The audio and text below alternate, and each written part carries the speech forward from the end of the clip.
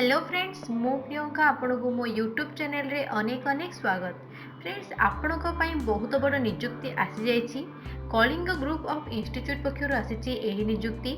जदि आप 10th पास करिसेंती किबा minimum 8 पास करिसेंती सेतेबेले आपनको easily पियन चाकरी किबा ड्राइवर चाकरी मिल जिवो। ता सहित एठारे बहुत गुड़िए वैकेंसी बाहरी। चलतु फ्रेंड्स यार पूरा डिटेल जानि नेबा। देखंतु friends, Kalinga group of institute पक्षर आसी निजुक्ति। यह हूँ यार official PDF file. Walk in interview through आपको एठारे सिलेक्शन हम। प्रथम जाने क्यों क्यों सब पोस्ट बाहरी। Lecture lab demonstrator in diploma college क्यों क्यों सब्जेक्ट पे बाहरी। Mechanical, electrical, civil, chemistry, physics, computer, mathematics एवं इंग्लिश। एथिपे क्वालिफिकेशन मागिची MTech, MSc, MA, diploma, BSc. Second आसला assistant teacher in CBSE school. क्यों क्यों सब सब्जेक्ट पे टीचर चाकरी बाहर देखो। English, social science, science, mathematics, Hindi, Odia, computer. एथिपे क्वालिफिकेशन मागिची MA English honours, MA MSc, MSc math honours, MA Hindi, MA Odia honours, MCA किंबा बीईडी। एथिपे एक्सपीरियंस देखो 2 वर्ष मागिची। सेहीपरि थर्ड आसला lecture and lab demonstrator in physics, chemistry, mathematics, biology, IT in +2 science residential college. एथिपे क्वालिफिकेशन कौन रही। एमएससी, बीएससी, बीटेक एहीपरि। सेहीपरि आसला जूनियर एग्जीक्यूटिव एवं सीनियर एग्जीक्यूटिव इन फाइनेंस। एथिपे क्वालिफिकेशन रही बीकॉम, एमकॉम, एमबीए, डिप्लोमा। एथिपे किछि एक्सपीरियंस मागिनी। सेहीपरि देखिबा junior executive and senior executive in skill sector having knowledge in PMKVY, PMKK operation.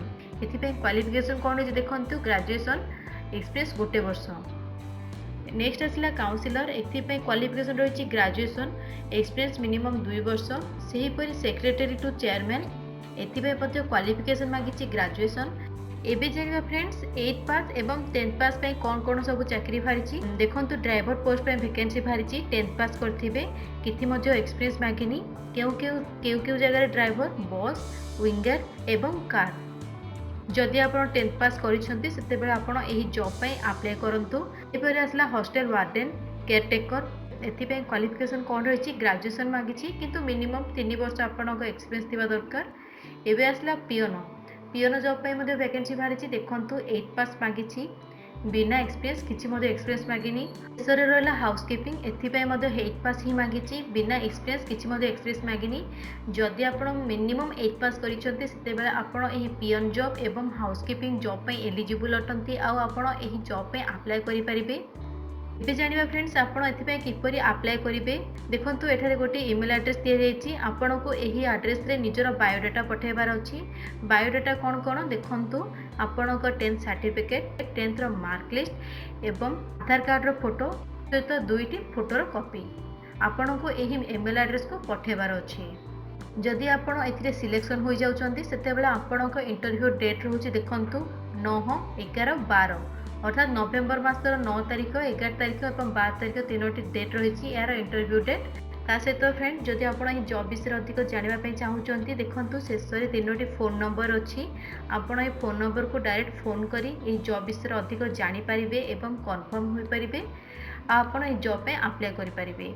जदि आप 10th पास करते आपण पियन जॉब एवं हाउसकीपिंग जॉब पे निश्चय भाव ट्राए करूँ एवं अधिक किसी जानवाई ये पीडीएफ फाइल को थोड़े पढ़ु एवं यही नंबर को फोन करी निज डाउट क्लियर कर दिंतु। तेबे फ्रेंड्स यह थिला आज गोटे छोट इनफॉरमेशन। जदि फ्रेंड्स आमर ये खास वीडियो आपको पसंद आसला तेबे लाइक एवं से निश्चय भाव में करंतु। ता सहित फ्रेंड्स यहीपरि नुआ नुआ अपडेट पाइबा नुआ नुआ जॉब वीडियो पाइबा मो सहित जोड़ी रहंतु। धन्यवाद फ्रेंड्स।